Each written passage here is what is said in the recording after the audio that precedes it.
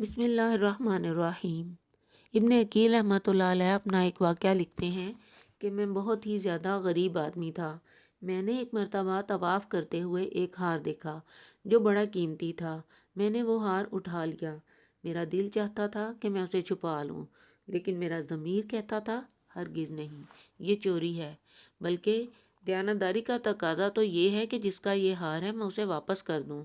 چنانچہ میں نے مطاف میں کھڑے ہو کر اعلان کر دیا کہ اگر کسی کا ہار گم ہوا ہے تو آ کر مجھ سے لے لے۔ کہتے ہیں کہ ایک نابینا آدمی آیا اور کہنے لگا یہ ہار میرا ہے اور میرے تھیلے میں سے گرا ہے۔ میرے نفس نے مجھے اور بھی ملامت کی کہ ہار تو تھا بھی نابینا کا، اس کو کسی کا کیا پتہ چلتا، چھپانے کا اچھا موقع تھا، مگر میں نے وہ ہار اسے دے ہی دیا۔ نابینا نے دعا دی اور چلا گیا۔ کہتے ہیں کہ میں دعائیں بھی مانگتا تھا کہ اللہ تعالیٰ میرے لیے کوئی رزق کا بندوبست کر دیں۔ اللہ کی شان دیکھیں کہ میں وہاں سے حلہ آ گیا۔ حلہ ایک بستی کا نام ہے۔ وہاں کی ایک مسجد میں گیا تو پتہ چلا کہ چند دن پہلے امام صاحب فوت ہو گئے ہیں۔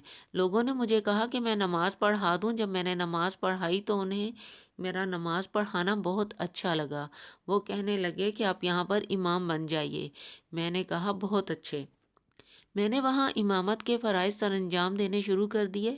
تھوڑے دنوں کے بعد پتہ چلا کہ امام صاحب جو پہلے فوت ہوئے تھے ان کی جوان سال بیٹی ہے۔ وہ وصیت کر گئے تھے کہ کسی نیک بندے سے اس کا نکاح کر دینا۔ مقتدی لوگوں نے مجھ سے کہا اگر آپ چاہیں تو ہم اس یتیم بچی کا آپ سے نکاح کر دیتے ہیں۔ میں نے کہا بہت اچھا۔ چنانچہ انہوں نے میرا اس کے ساتھ نکاح کر دیا۔ شادی کے کچھ عرصے کے بعد میں نے اپنی بیوی کو دیکھا۔ اس کے گلے میں وہی ہار تھا جو میں نے طواف کے دوران ایک نابینا آدمی کو لوٹایا تھا۔ اسے دیکھ کر میں حیران رہ گیا۔ میں نے پوچھا یہ ہار کس کا ہے؟ اس نے کہا یہ میرے والد صاحب نے مجھے دیا تھا۔ میں نے کہا آپ کے والد صاحب کون تھے؟ اس نے کہا وہ عالم تھے، مسجد میں امام تھے اور نابینا تھے۔ تب مجھے پتہ چلا کہ اس کے والد صاحب وہی تھے جن کو میں نے وہ ہار لوٹایا تھا۔ میں نے اس کو بتایا کہ یہ ہار تو میں نے ان کو اٹھا کر دیا تھا۔ وہ کہنے لگی کہ آپ کی بھی دعا قبول ہو گئی اور میرے والد صاحب کی دعا بھی قبول ہو گئی۔ میں نے کہا وہ کیسے؟ وہ کہنے لگی اس طرح کہ آپ کی دعا تو اس طرح قبول ہوئی کہ اللہ تعالیٰ نے آپ کو گھر بھی دیا، بیوی بھی دی اور رزق بھی دیا۔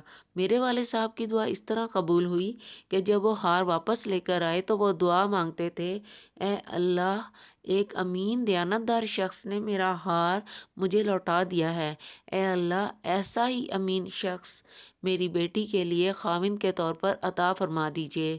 اللہ تعالیٰ نے میرے باپ کی دعا بھی قبول کر لی اور آپ کو میرا خاوند بنا دیا۔ تو مخلص بندے کا کام اللہ تعالیٰ کبھی بھی رکنے نہیں دیتے، اٹکنے نہیں دیتے، بلکہ اس کی کشتی ہمیشہ کنارے لگا دیتے ہیں۔